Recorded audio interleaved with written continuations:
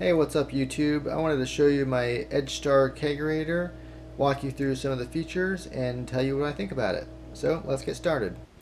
Alright, so let's take a look inside. So here it is. You can see it has a blue light inside. It does come with everything that you see except the keg itself. It does have a 5-pound CO2 bottle, and it actually does use very little CO2. I filled this up probably 6 or 7 kegs ago, and it's still pretty full. I found that I set it on 7 or 8 psi, and that seems to work well.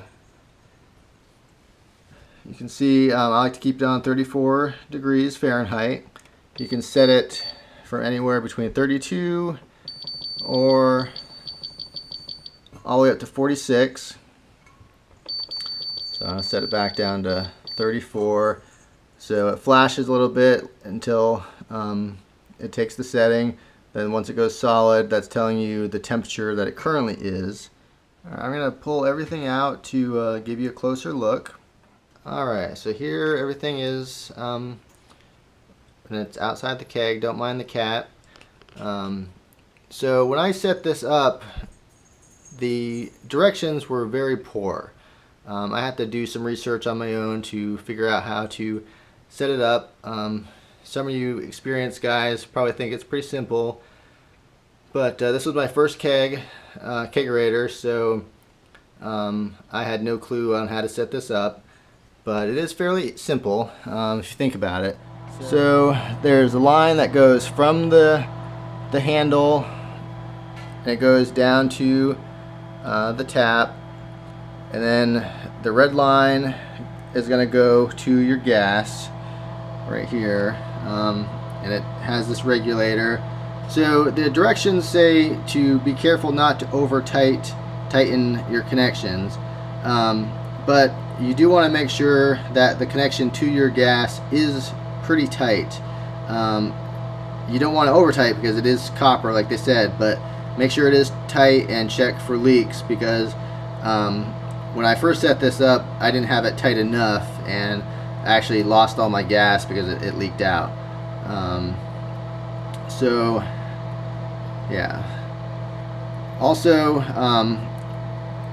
I recommend turning the dial, the pressure gauge, all the way down to as low as it will go, and then gradually increasing it until you get to the desired pressure that you want, because you can always creep it up slowly, but it's hard to go back down. You'd have to purge all your gas out of the tank to go back down.